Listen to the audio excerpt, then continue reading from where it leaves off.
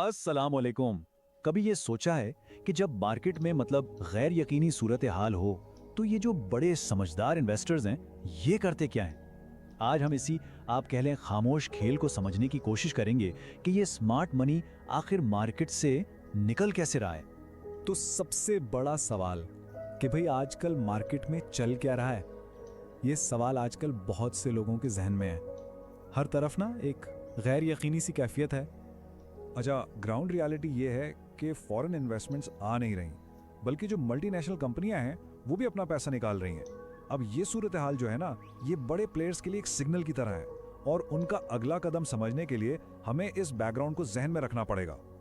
तो चलें अब आते हैं अपने मेन टॉपिक पर, यानी स्मार्ट मनी का खामोश एग्जिट। जरा देखते हैं कि ये जो बड़े खिलाड़ी हैं इनकी स्ट्रेटजी क्या है, ये मार्केट से निकल कैसे रहे हैं। तो ये स्मार्ट मनी आखिर है क्या चीज़?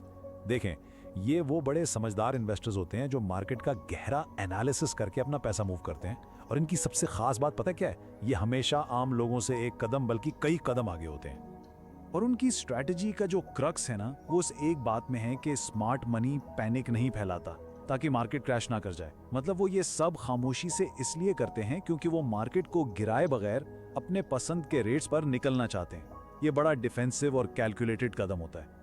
तो ये प्लान असल में काम कैसे करता है? इसके ना 3 सीधे साधे स्टेप्स हैं। पहला, वो बहुत आराम से चुपके चुपके निकलना शुरू करते हैं। दूसरा, वो ऐसा कोई काम नहीं करते जिससे मार्केट में खलबली मच जाए। और तीसरा, जो कि सबसे इंपॉर्टेंट है, वो मार्केट के गिरने से पहले ही अपनी मर्जी की कीमतों पर अपना माल बेच चुके होते हैं। अच्छा, जब ये स्मार्ट मनी निकल रहा होता है तो इसका असर सब पर एक जैसा तो नहीं पड़ता। तो यहाँ एक बहुत अहम सवाल सामने आता है कि भाई इन्वेस्टर और ट्रेडर, इन दोनों में से इस माहौल में ज्यादा रिस्क पर कौन है? फर्क बिल्कुल साफ है। एक तरफ है इन्वेस्टर जिसका माइंडसेट लॉन्ग टर्म का है, कछुए की चाल आप कह लें, वो आराम से चलता है और मार्केट के उतार चढ़ाव यानी वॉलेटिलिटी को झेल सकता है। दूसरी तरफ है ट्रेडर, वो खरगोश की तरह तेज है, उसे जल्दी जल्दी प्रॉफिट चाहिए, लेकिन यही तेजी उसके लिए मसला बनती है क्योंकि गिरती हुई मार्केट में गलत रेट पे फंसने का सबसे ज्यादा खतरा भी इसी को होता है। इस पूरी सूरत हाल का खुलासा ना इस एक जुमले में किया जा सकता है कि भाई जो इन्वेस्टमेंट में है उनके लिए तो ठीक है, असल तकलीफ उनके लिए है जो ट्रेड में है। मतलब पैगाम बिल्कुल क्लियर है, रिस्क ट्रेडर के लिए बहुत ज्यादा है क्योंकि इन्वेस्टर तो वेट कर लेगा, लेकिन ट्रेडर के लिए तो टाइमिंग ही सब कुछ है। तो फिर सवाल यह है कि अगर कोई ट्रेडिंग कर रहा है तो वो इस सिचुएशन से कैसे डील करे? इसके लिए एक खास स्ट्रेटजी चाहिए और इसमें सबसे अहम चीज है एहतियात।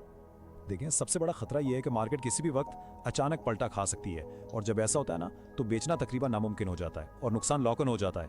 कहते हैं ना कि चीजें एकदम से घूम जाती हैं और फिर बंदा बेच ही नहीं पाता। तो हकसिम, बात यह है कि एक डिफेंसिव स्ट्रेटजी अपनानी होगी। इसके लिए ना कुछ उसूल याद रखने वाले हैं।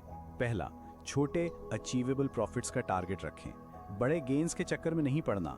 दूसरा, क्वांटिटी इतनी रखें जिसे आप फौरन निकाल सकें। अच्छे से अच्छे स्टॉक में भी ऊंचे रेट पर फंसने से बचना है। और सबसे जरूरी, हर वक्त एक क्लियर एग्जिट प्लान जहन में होना चाहिए। तो आखिर में सवाल ये बनता है कि इन बदलते हुए हालात में हमारी एग्जिट स्ट्रैटेजी क्या होनी चाहिए? इस पर सोचना इस वक्त शायद सबसे ज्यादा जरूरी है।